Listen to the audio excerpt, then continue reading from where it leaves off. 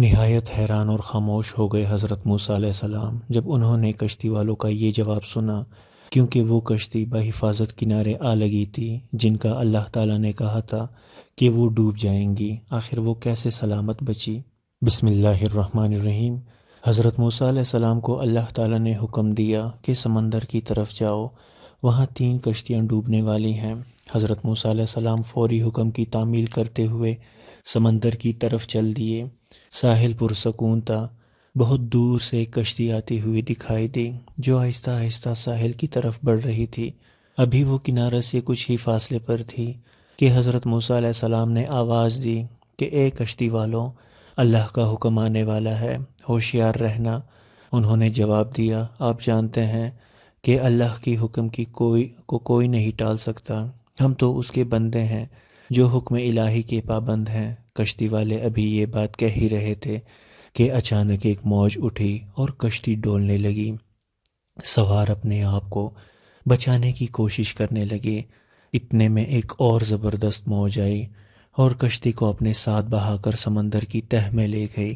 تھوڑی دیر میں ایک اور کشتی نظر آئی تو حضرت موسیٰ علیہ السلام نے انہیں بھی خبردار کیا اور کہا کہ ذرا محتاط ہو کر آنا۔ انہوں نے بھی پہلے والوں کی طرح جواب دیا کہ جو کچھ ہونا ہے ہو کر رہے گا، اور کشتی کو کنارے کی طرف لاتے رہے، یہاں تک کہ ساحل کے قریب آتے آتے یہ کشتی بھی ڈوب گئی۔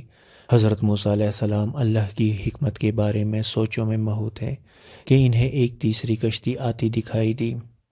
آپ نے حسب سابق اس کشتی والوں کو بھی نصیحت کی کہ دیکھو، اللہ کا حکم آنے والا ہے، اپنے گناہوں کی معافی مانگتے ہوئے ذرا محتاط ہو کر آؤ۔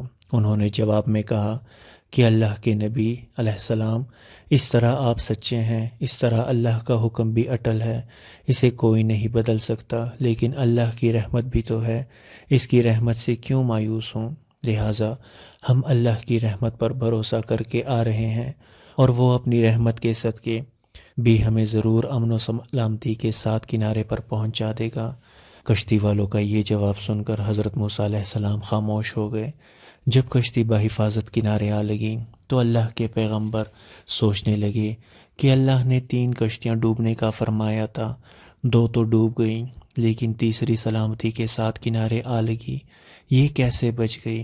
ارشاد باری تعالیٰ ہوا کہ اے موسیٰ علیہ السلام، آپ نے سنا نہیں کہ تیسری کشتی والوں نے کیا کہا؟ انہوں نے میرے حکم کو تسلیم کیا تھا، میری رحمت کو آواز دی تھی اور اس پر پورا توکل اور بھروسہ بھی کیا تھا، تو اس کے لیے یہ کشتی میری رحمت کے طفیل بچ گئی، کیونکہ جو میری رحمت کے دروازے پر آ کر صدا دیتا ہے میں اسے نا امید کبھی نہیں کرتا۔